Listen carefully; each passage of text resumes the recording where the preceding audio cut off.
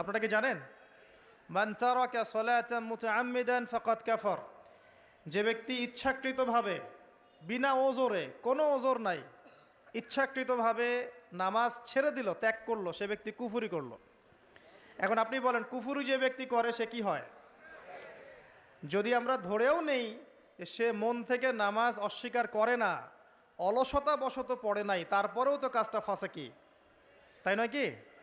আচ্ছা, তো আজকের প্রথম নসিহত হচ্ছে 5 ওয়াক্ত নামাজ মৃত্যুর আগ পর্যন্ত কেউ ছাড়বেন না।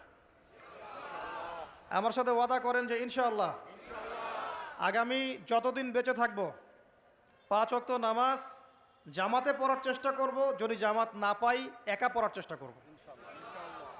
আল্লাহ পাক তৌফিক দান করুন, আমিন। আজকে যদি এই কথাটাই শুধু বাসায় নিয়ে যেতে পারেন যে 5 ওয়াক্ত নামাজ আর জীবনে ছাড়বো না, আমাদের আজকের মাহফিল সফল। আর